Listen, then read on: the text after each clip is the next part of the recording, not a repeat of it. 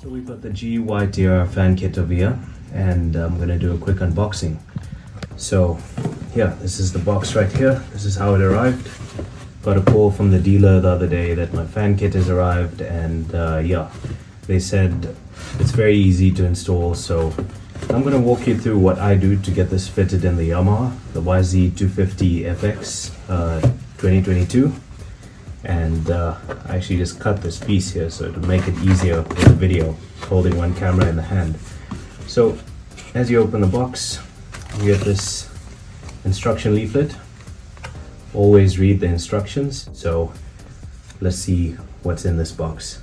So first of all, the instructions. Second of all, we've got this whole pack of different screws. I believe it's 3 screws and 3 holders that actually clip onto the bike. The nice thing about these Gytr fan kits is it's literally plug and play. And finally, we've got the fan. Seems to be made out of like a plastic, hard plastic kind of material. So yeah, it comes with the fan, instruction book, and all the screws that you need.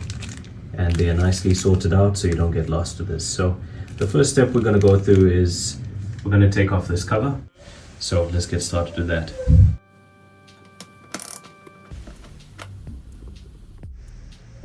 Okay, so before I put any parts from the fan in, like those bolt holders that go on those brackets as you can see on the radiator, I first scoped out what's going on over here, and I realized quickly that this Enduro Engineering radiator brace will get in the way.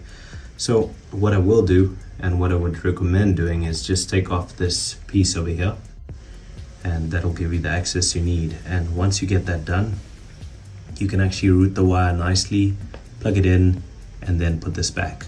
But I'll show you as I go along.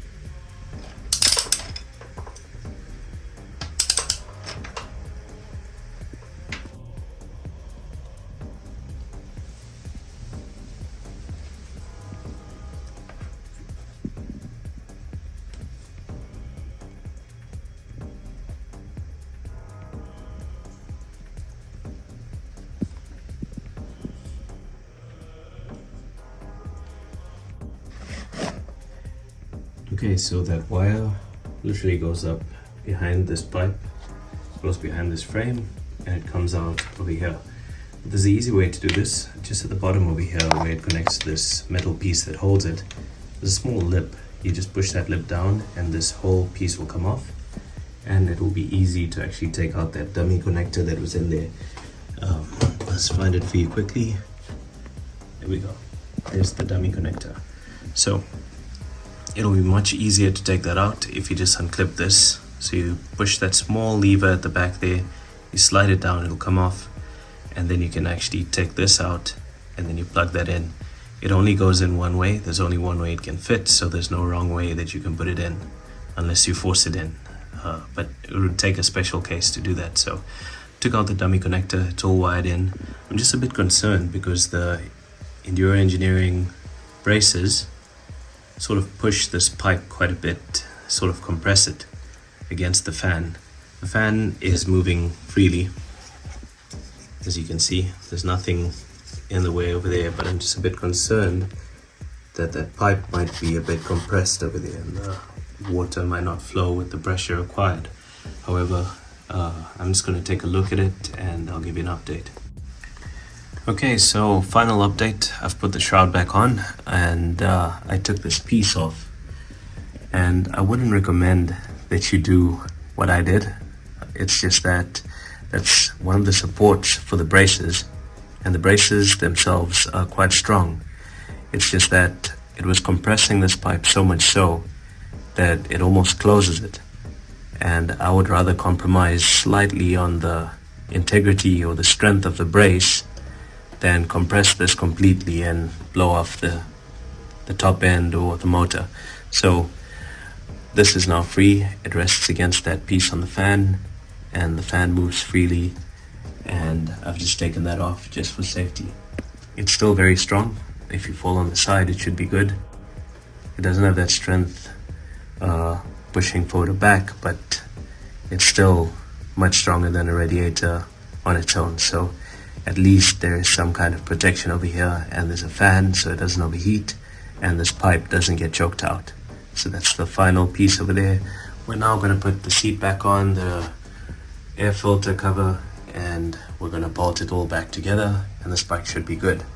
And later in the next week or so, I'll release an update and show how that fan is working and just test if it's actually working. So stay tuned for the test. It's coming soon.